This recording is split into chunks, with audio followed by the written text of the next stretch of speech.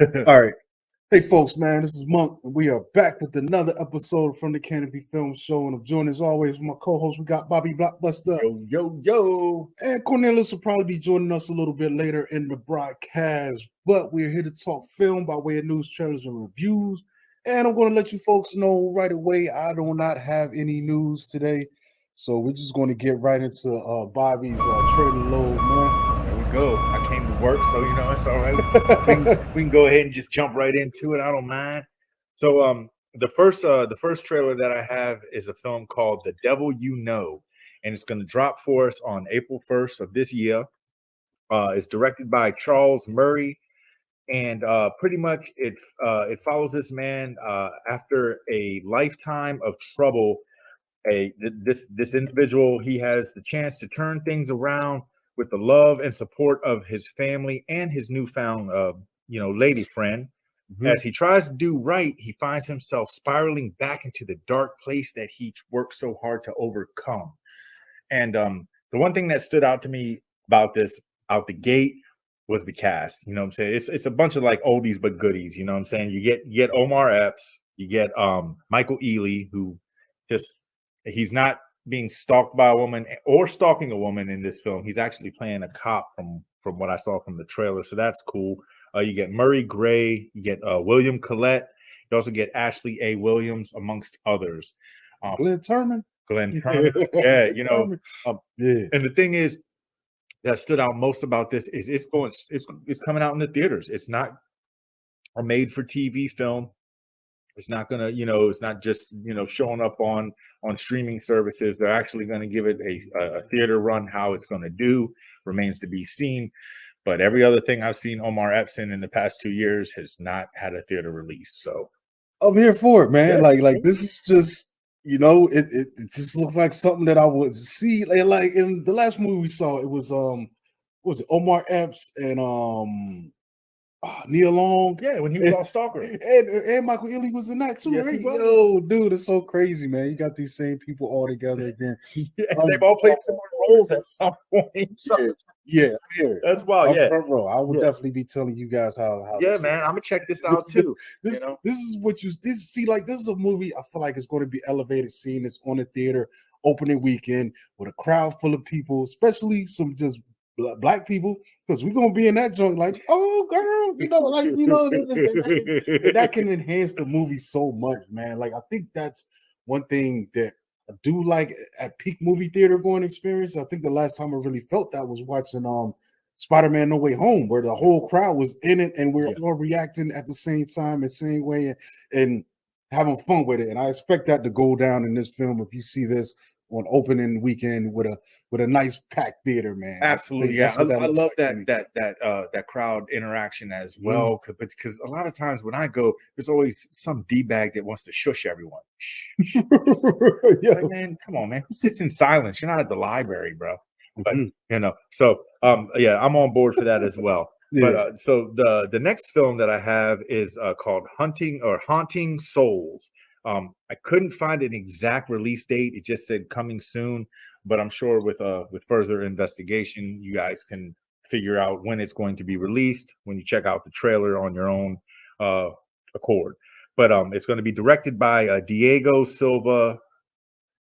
I want to say avocado, but that is not how you say it. Azevedo. But sorry if I messed your name up, bro. It's gave my best effort.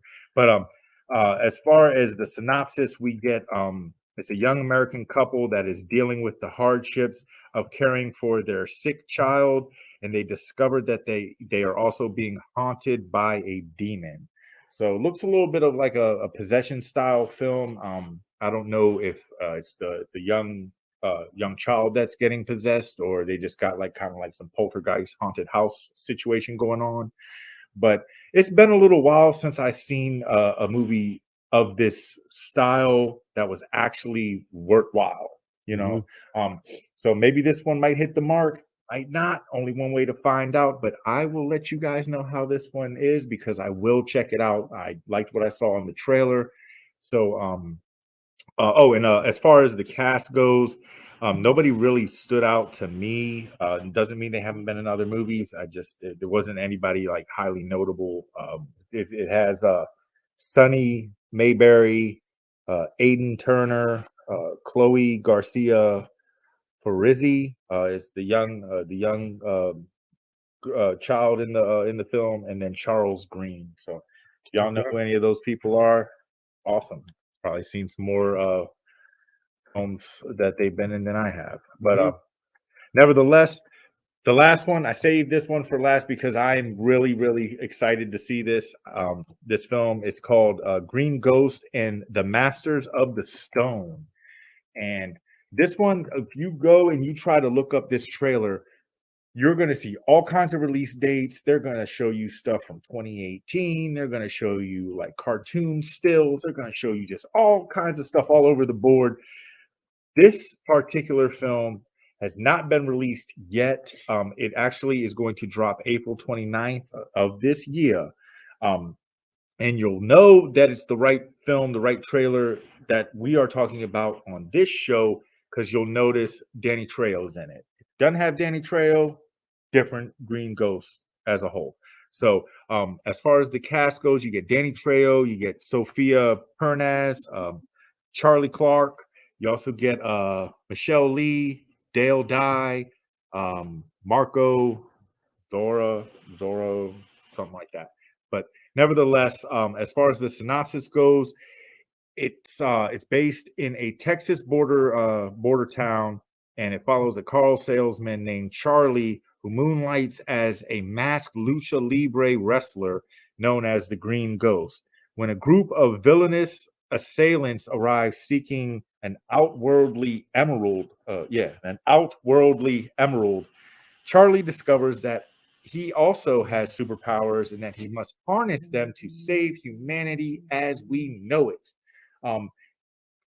I'm on board for this. It looks like it's going to be fun. A lot of laughs. It's not one that you're going to, have to take too serious. It's not Spider-Man. Matter of fact, it doesn't look like anything that would be in the MCU. It's a little more lighthearted, almost like something that you would get out of more like Kick-Ass or films along those lines, or even Defendor. You know what I'm saying? Where there's probably going to be some dark humor, but it does still carry that superhero element. And the fact that he's a lucha libre wrestler, as a white dude, like they even when you watch the trailer, like he says he's the ultimate gringo or something like that. I was like, what? Like I was just like, where are they going with this? Like what's happening right now? And then, but it all makes sense when you see him dress up in his costume and when he's in the locker room with all the other wrestlers and stuff.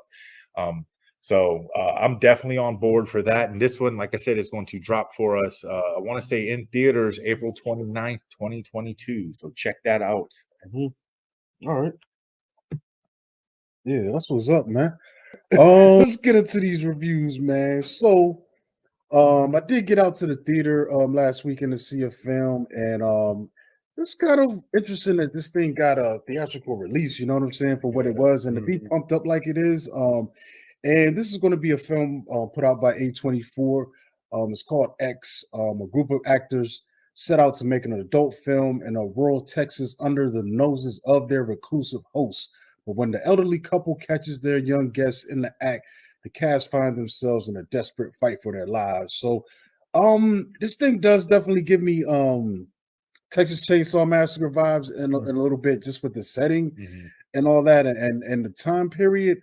And there's some pretty cool stuff in here, man. So this is directed by T. West, and it's starring we got let me see my stars here. We got Jenna Ortega, Mia Goth, Brittany Snow, Kid Cudi, and those are our main players in this film. There's a couple other guys on the director of the film and a cameraman, but basically they lied to this elderly couple. They rent, this house that's on a farm, so it's a smaller house on their property to shoot their porno.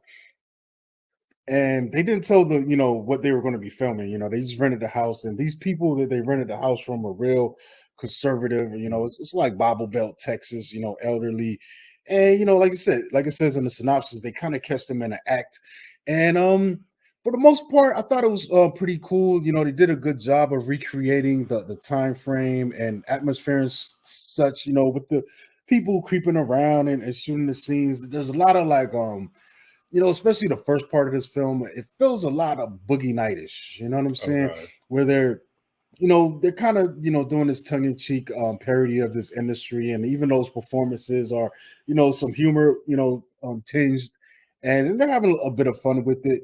Um, almost playing it those pretty straight though. Like I said, Boogie Nights. I'm referencing that because you know, as goofy as that film got at times, there was a real straight shooting tone to it. You know Yeah. what I'm saying? And I feel like that's one of the things that kind of um you know tempers my review of it, because I feel like the tonal shift at the end, it just doesn't fit in with completely, at least to me, to what we got in the beginning. Mhm. Like it gets a bit ridiculous, man. You know what I'm saying? There are some interesting ideas they put forth as far as, you know, the motivations of this elderly couple, you know, because outside of the the morality angle, you know, and that there's also the angle of, well, you know, especially coming from the wife, it's a thing where she feels like she's done her past, you know, life, like her youth is gone, you know what I'm saying? And she was obviously a beautiful woman at one time, and she's seeing all these young actresses running around, so there's a bit of jealousy. Yeah. And also the thing where it's like you know, she doesn't feel desired by her husband anymore as much. And you know, and honestly, that is some really cool stuff to play around with, but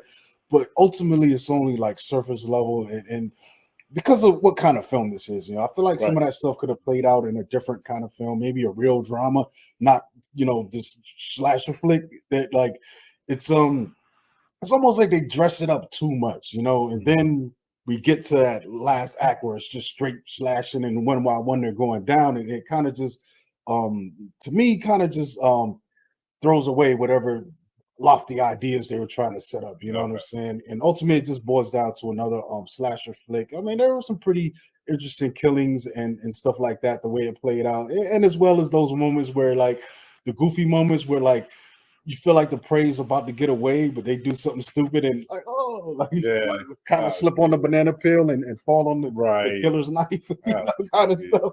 So it can be fun, but I do think it did run a little bit long, and that's probably because it's only an hour 40 minutes, but you know, you get to watch your watch and you're like, this thing's probably going to be perfectly at 90, you know, because some of the stuff they could have cut was in the beginning with them doing too much of the boogie nights. You know what I'm Okay. saying? There's a couple of conversations I feel like even character arcs, because you know they got some of the characters. This one character, she's so inspiring. She's just trying to prove to the world how badass she can be, and she's gonna use porn to do it. You know what I'm saying? And I feel like they just took too long. You know, giving her one extra, you know, dialogue scene, too many things, little things that could be cut that'll make this Right. thing a little bit tighter. But I mean, I didn't hate it though. Ultimately, I feel like this is gonna be you know, well received for the most part. It's solid, you know, but at the same time, it is, you know, not just to say it's just a slasher flick, but it's like you're trying to bring ideas to the genre that, you know, I applaud you for that. Definitely try to take chances and stuff, but I just don't think it ultimately, you know, worked here. You know, there's a lot of cool stuff that they tried to do, but it's like you put more on this sandwich than it needed to be. Ah. You know what I'm saying? It's like you putting you know, peas in the tater salad. You know, Oh, like you know that kind of thing. It's like it's already dope as potato salad, but come on, bro, like, you know, yeah. chill out. But I I hear would say check it out though, man, because you know it is well done. I'll give it that. Like the cinematography is great, and it's great even just seeing them recreate the time period. And there's some cool atmospherics going on, and some pretty cool, you know, gore effects and stuff like that. You know, Okay. yeah. Yeah, yeah. I haven't seen it yet. I wasn't able to make it to the theater this week, but it is on my radar. I'm Mhm. still going to check it out. But I will definitely keep all this in mind. Kind of, you know. I mean, it's not like I had the expectation bar set sky high Yeah, I by didn't any expect chance. this game. It pretty much delivered. I'm gonna keep it tempered. It delivered what I thought it would deliver, and shout out to the cast too, man. Like they really do a good job, Mhm. like I said, of elevating this higher than you know what the material actually is.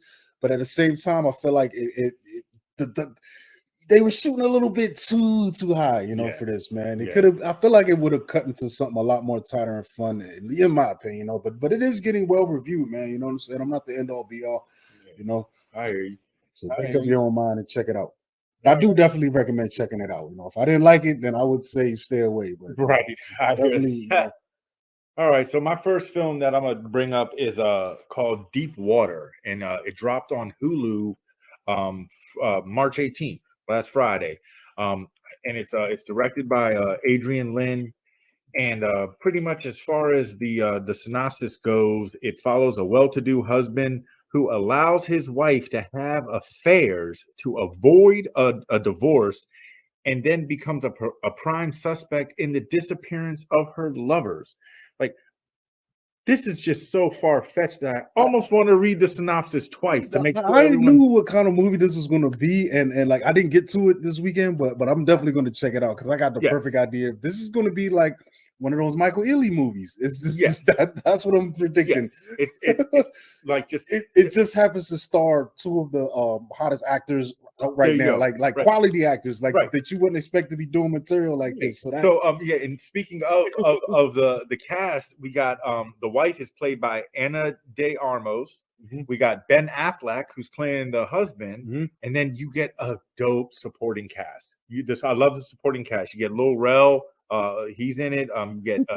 You get Dash Mihawk. You get who's that? Is that the that's dude the from dude. Euphoria? I see him in here though, Nick. Yeah, you'll know him soon. You see, I remember him from that Romeo and Juliet joint that came out a long time ago. He was also in Oh, that might not be the same. like guy, John. he was in a lot of like B-rate films, but he has a very recognizable face. You also get Devin A. Tyler, and then we get introduced to Ben Affleck, and his wife's young daughter is played by Gracie Jenkins, and she steals the scenes that she's in. I mean, she's just this charismatic little 5-year-old girl. I mean, it just melts my heart whenever she's on the screen. She's just so with it. And on that note, I love the relationship between her and her father. Like, they just had this awesome relationship, and it really stands out in this film, especially since judging off the synopsis, not like the wife is really a pleasant person to be around. I mean, she's having all kinds of affairs and throwing it in her husband's Part of the face. agreement. I don't know why. I don't see like it makes me wonder though. What's that's the thing. Why is he even tolerating this? What's the point of keeping her around? Is it to keep up appearances in his professional life? Or I don't want to spoil.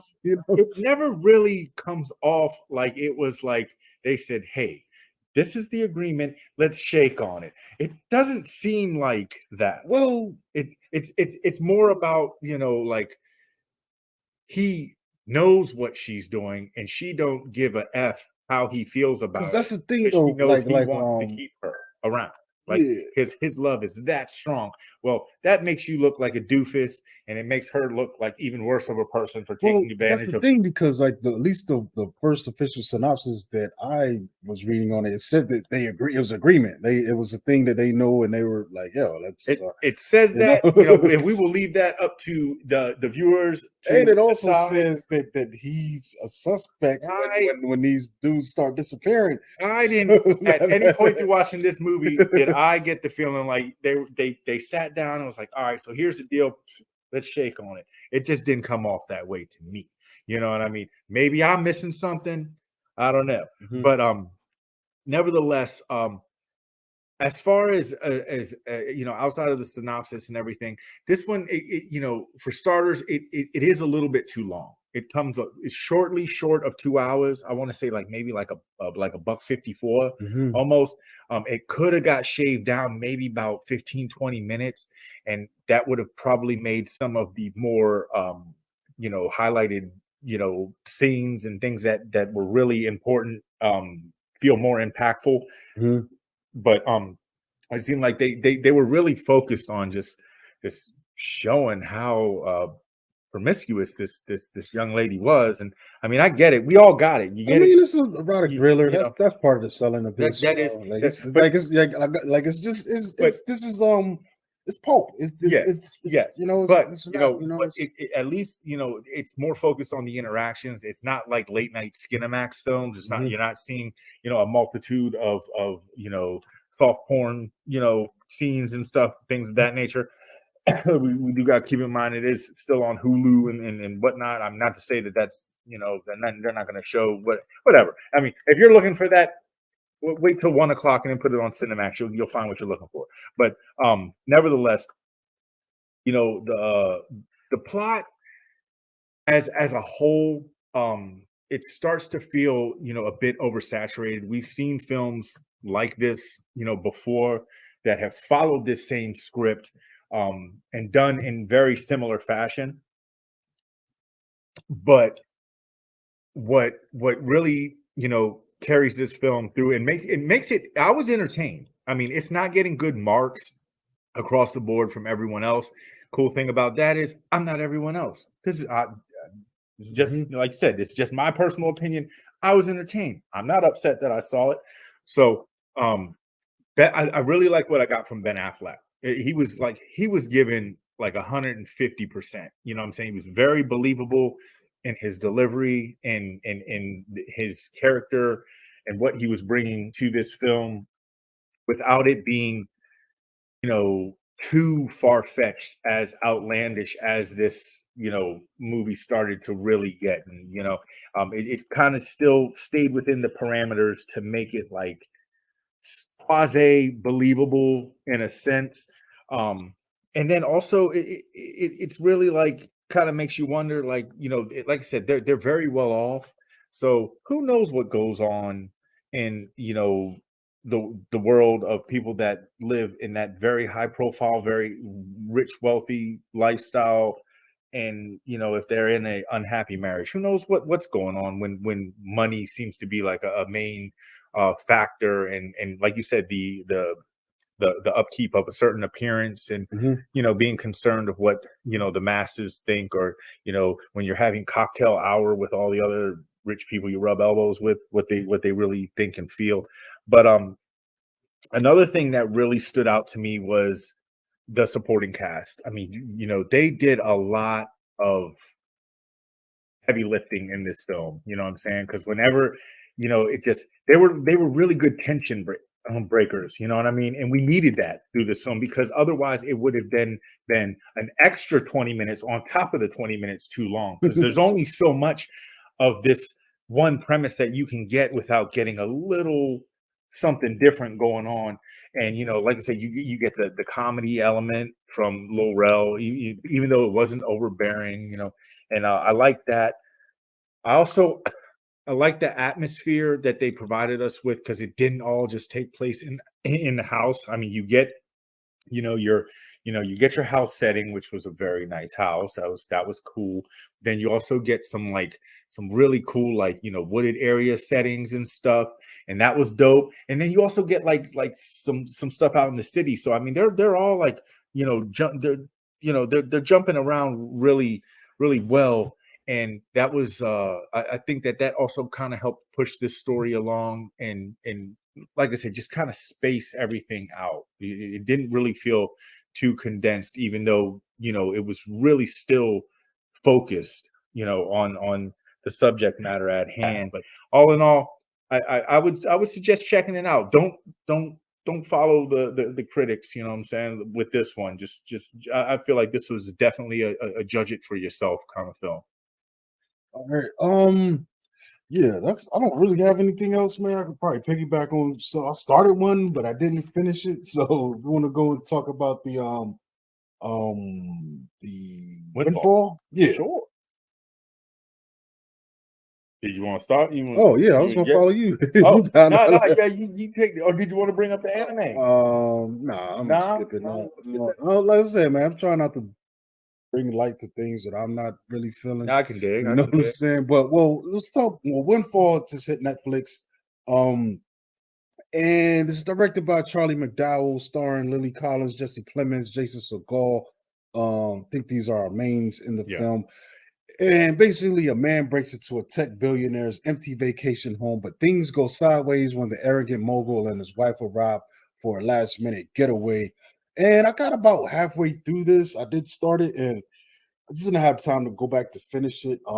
But I mean, what I saw, excuse me, up until that point, it was entertaining enough. You know, the premise. I mean, I thought it was kind of an interesting thing, Mhm. but I did want to turn it off immediately, dude, just Yeah. because of the way the thing starts unfolding. It's kind of goofy at times because pretty much this guy's in there and they arrive right when he's about to leave, and it's a thing where they come in the house, he's kind of ducking behind a corner, and I'm just like, just run, get out of Yeah. here, Yeah. just run, and then things, but of course, the way it goes, he grabs the wife, and then this guy's like, "Oh, what are you doing in here?"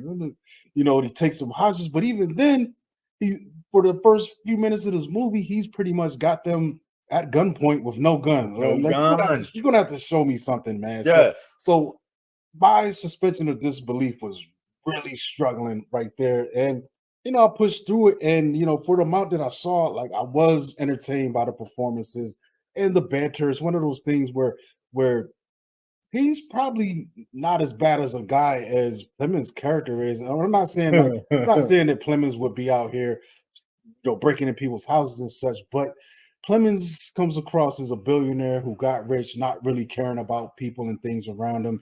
Yes. And even this guy, like he's about to leave and he realizes I'm on camera, which also is kind of baffling. It's like you're on camera, but you're going to go back, you're still on camera. Like maybe he's thinking he could kill the cameras or whatever, and basically he asks for a ransom. And you realize Clemens' character in the course of trying to arrange things, he's kind of a slimy business guy, but that's as far as I got. Big time. And just to shed light on this whole camera situation, it's not only that they just had him, the guy who broke in on camera, and his face, his car is parked in front of the camera with a license plate the whole time. So it's very easy to find out who you are, Jack. That's it's that plain that simple. Yeah.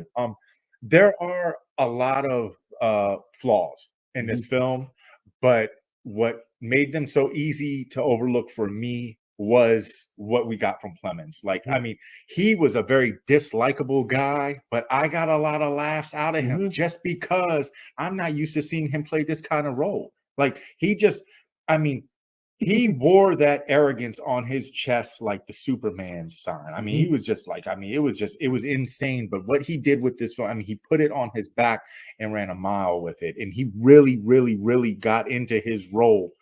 And I feel like that's what really, really, carried this film. You know what I'm saying? And outside of that, it's very condensed. I mean, it pretty much just takes place in It's like 90 minutes. So that's one appeal of me putting it on. Yeah, it's a short run, and you're just in this house. But what kind of also works for me is that this house it's like a mansion. I mean, it's a vacation house, but you wouldn't want to live there. Every day. I wouldn't just vacation there. I'd live there every day. Yeah, the pool was bigger than my apartment, and it had a sauna in it. It's like when I was in the backyard. Who has a sauna in the I backyard? started watching that new Bel Air show, and Carlton's room looks better than my apartment. You see what I'm saying? So, hey man, if you want to get a sneak peek at how the other half live, man, check this out. I mean, and that's really, what I got. That's why I was able to overlook the inconsistencies in the beginning, is because for all intents and purposes, what I felt, this dude, he was in there just trying to get a taste of that pie. He didn't want to, he didn't think he was going to run into them. He was he's sitting there, you broke into the house, but you chilling poolside. He's trying to get away, but each step pulls him further and further in, and then it gets like, it's like, I don't know. I don't know how to see it, but now I'm curious because like I'm not even going to front. Like, even though once I got past the disbelief and it's like, you know what? If I'm focusing on realism, I'm not going to be able to enjoy this. But once you throw that away, you have to. Then that becomes the fun of it. Like seeing them interact with each other, trying to stay one step ahead, and other interactions, and it is fun, man. Like it is entertaining. This one is definitely it's a far stretch. There is borderline nothing realistic about this. You know what I'm saying? Outside of the way Clemens' character is acting, due to his job and his lack of compassion, empathy, sympathy, or care in any way, shape, or form for another human being. I mean, he doesn't care about anyone but himself. And I'm sure that there are a lot of people that are in those positions in life, that they put, their self-worth in how many zeros they have in their bank account, and think that if anyone else does not have that equal amount, that they are less than them. So he did a good job at glorifying that, which that kind of, like I said, it made his character just kind of seem way bigger than what he was. But outside of that, I mean, the story, it's real cut and dry. You get it. Like I said, he's not a likable character, and as the film transpires, there's really, I mean, there's nobody in the film that I was really rooting for. I mean, you don't root for the guy who broke into the house, because it's like, yeah, when you do wrong, you get wrong. You can't root for Plemons because he's a grade A double SS, and then like you feel bad for the wife, but then it's like, well, you might be with this dude because you're just trying to, get the come up. So who knows really what's going on? Everybody seems like they have some kind of motivational base for why they're in the situation that they're in at the current moment. And like I said, if you do wrong, you get wrong. And this film, it exemplifies that. But like I said, what saves it runs by quick. And would I go back and watch it again? No, unless I'm sitting with someone who hasn't seen it and they're a fan of Plemons. I'm like, yo, you want to see this off the wall character that Plemons is playing? That's why I would watch it again. Because outside of that, this is nothing that I would really want to go back to, just because I've seen other films that follow this same quota, and they're just done so much better. They're so much more intense. And I mean, when it comes to home invasion style films, there shouldn't be any kind of, even if it's dark comedy, there shouldn't be any kind of comic relief going on. That is an intense situation. I think it works here, man, because It I don't think I would watch this if it was done with a serious tone. Because that was definitely the point of this. Yes, it could not. Absolutely. This is definitely the point. It could not have a serious tone. I mean, as a matter of fact, if it did, it would just have to have a completely different cast as a whole. For me personally, Plemons couldn't be in it. You know what I'm saying? Because like I said, soon when he started talking, I started laughing, just because he was just such an ass. I mean, pardon my language, and bleep it out if you got to. But I mean, he's grade A in this one. But all in all, if I had me personally seen it from beginning to end, if I had to rate it, I'd give it, like, it's middle of the pack for me. It'd get about a 2.5 out of 5. You know what I mean? But it's on Netflix, so yeah, it's on there. I mean, it's a popcorn flick. Back away from popcorn. Yeah, my backlog is getting crazy on there. There's a lot of stuff that's just dropping recently, and I'm trying to keep up as well as get other work done. But yeah, check it out. Yeah, man. Got anything else? I got one more, and this one I'm gonna make quick work of this, because I can't talk about it too much without really getting into spoiler territory. It's a film that's called Mass, MASS, and it dropped October 8th, 2021. I saw this trailer last year, and I've been chomping at the bit to see this film, just because of the intensity that the trailer carried. And pretty much it's years after an unspeakable tragedy tore their lives apart, two sets of parents agree to talk privately in an attempt to move forward from this tragic event. And it's oh gosh, it's heavy. It's heavy. It's an extremely heavy film. Subject matter is it's real, it's raw, it's relevant, and sadly it's relatable to some that have been that have experienced what these two sets of parents have experienced.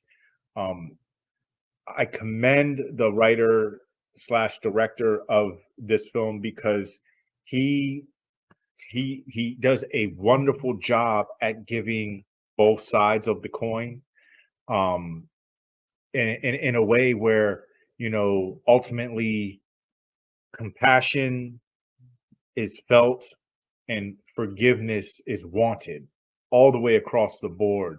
And seldom does that happen in a movie style film. You can watch documentaries and get those kind of those feelings and reactions, but seldom for me does it happen in movies. And I mean, this it's only four people that are in this film. You get Ann Dowd, who I recognized her. She was also the manager in a movie called Compliance that we reviewed years back when we weren't even on YouTube back then, bro. We were still straight podcasts. And then you get Martha Plimpton, who was the friend of the chick from Goonies, the one who kissed. But that's why she looks familiar. Yeah, She was the nerdy one. the nerdy friend. Then you get Jason Isaacs, and then you get Reed Bernie.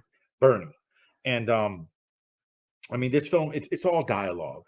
But it's emotionally charged dialogue, and it's I mean, this like I said, I I'm trying to figure out how to really talk about this without saying too much. What I'll say is this: as far as for those that do look at the scores, I have not seen this happen often, but on the tomato meter, it got a 95 on Rotten Tomatoes, and then it also got a 91 for the audience score on Rotten Tomatoes.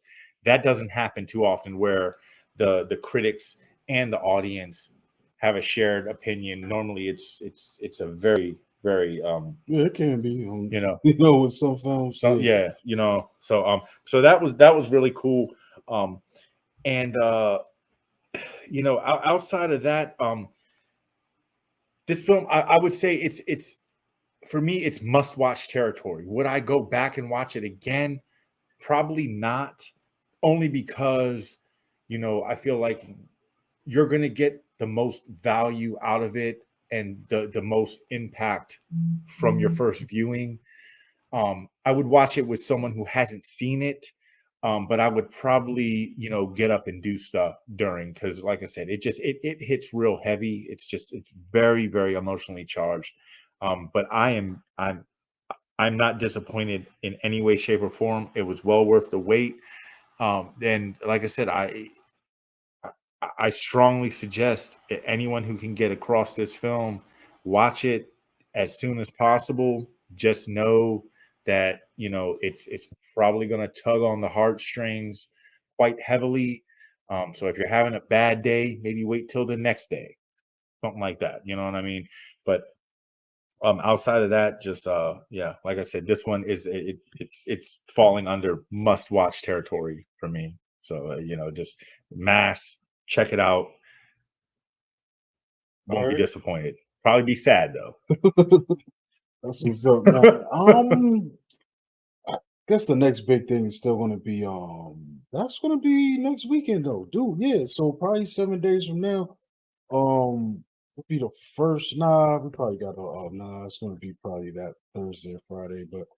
Yeah, so we're probably gonna have to wait till we get the it's gonna probably be 2 shows until we get to do the Morbius. But I'm looking forward to that, dude. Need something big to drop. Yo, when does Ambulance drop? That Jake Gyllenhaal joined. I know it's in what's his name?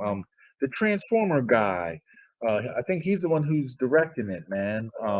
What's that, Michael Bay? Michael Bay. That comes out the following week. April 8th. Okay, I was about to say, I know it.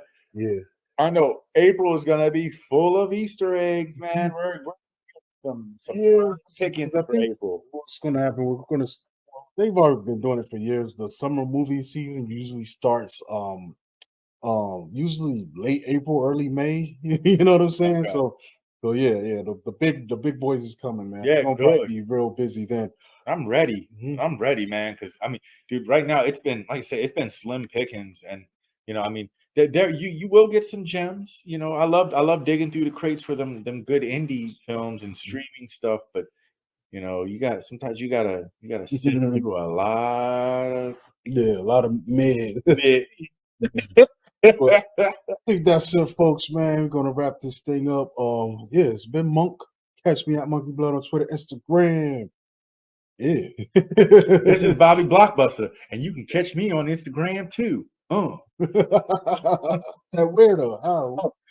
Oh, well, you didn't give your information, so I said catch me at Monkey Blood on Twitter. Oh, so you did it real smooth. Like I was like, man, shit, I want to be incognito too. You can catch me on Instagram at Bobby Blockbuster 118.